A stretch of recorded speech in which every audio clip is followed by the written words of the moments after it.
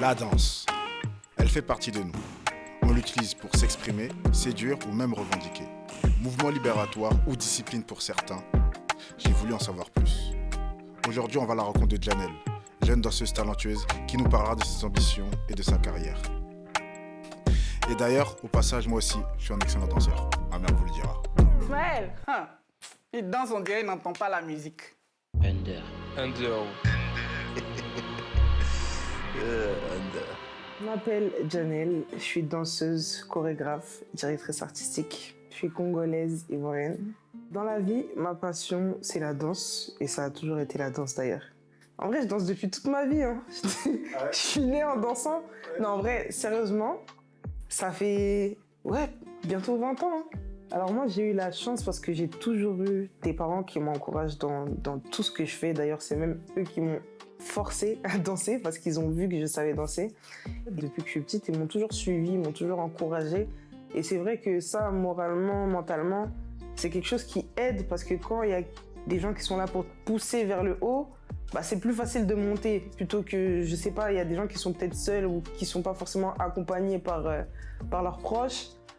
Faut vraiment se démener de soi-même et ça, je sais pas si j'aurais été capable de le faire de cette manière si j'avais pas eu des gens pour me pousser vers le haut. Dès 3 ans, je dansais déjà beaucoup. Il y avait un clip à l'époque de Billy Crawford que j'aimais beaucoup, je connaissais la choré par cœur. En fait, j'avais des facilités à apprendre les chorégraphies. Mes parents, ça, ils l'ont vite remarqué. Ils se sont dit, la petite, faut la mettre à la danse. Mais avec tout ça, comment on crée sa danse? Comment on montre au monde ce qu'on sait faire? J'ai commencé le hip-hop en 2004. J'ai dansé le hip-hop pendant au moins plus de 10 ans, peut-être 12-13 ans. Si je peux citer quelques expériences qui m'ont marqué, en 2012, j'ai participé à un concours qui s'appelle Hip Hop International. Et en fait, c'est un concours qui permet de représenter la France à Las Vegas. Et j'étais super jeune, mais je m'en rappelle comme si c'était hier. J'avais 14 ans, on est allé jusqu'à Las Vegas. On a perdu, mais on a quand même représenté la France aux États-Unis. C'était en 2013 par là, j'ai rencontré le groupe Les Probos qui s'entraînait à l'endroit où je dansais hip-hop et j'aimais beaucoup, c'était une autre vibe, ça faisait des années que je dansais le hip-hop et tout, je kiffais l'afro, je suis africaine donc naturellement ça me parlait. Et au fur et à mesure, je regardais leurs répètes. Un jour, ils me proposaient de tester une chorégraphie, j'ai kiffé, ils voyaient que j'avais des facilités, que je pouvais leur apporter quelque chose. Donc je suis rentrée dans le groupe et c'est à partir de ce moment-là que j'ai commencé l'afro. Ça, c'était lourd. Après, entre-temps, j'ai fait beaucoup de spectacles, beaucoup de concerts. Si je peux vous parler d'un concert qui m'a marqué, c'est récemment là, c'est Bercy avec Taïk. Parce que du coup, je le connais depuis des années.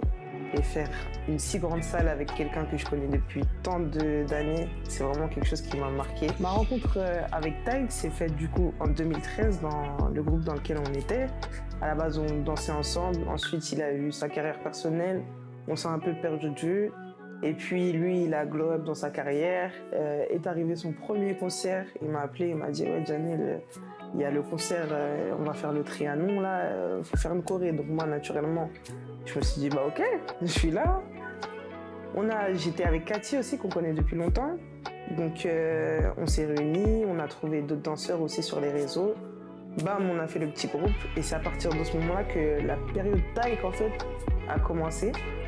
À la base, on était 4.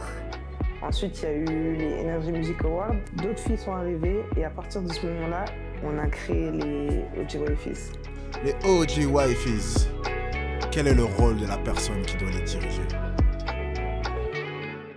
Alors, moi, j'aime pas trop parler en chef parce que je me considère pas comme la chef des OG Wifeys. Mais évidemment, à partir du moment où on est un ensemble de personnes qui travaillons sur un projet commun, il faut quand même quelqu'un qui soit là pour prendre les informations, diffuser les informations, etc. Et cette personne, c'est moi parce que d'une part, je connais Taïk depuis longtemps. Il y a une certaine confiance entre lui et moi, ce qui fait que j'étais, entre guillemets, la personne la mieux placée pour endosser ce rôle. Donc lui, quand il a des informations à nous faire passer, ça passe par moi. Moi, je dis aux filles, tout ce qui est organisation des shows, quelle fille va danser à quelle date, je le fais aussi. C'est vraiment ça en fait, c'est plus une question de logistique que du leadership. Je ne suis pas là pour leur donner des règles, je suis juste là pour assurer la bonne marche du groupe.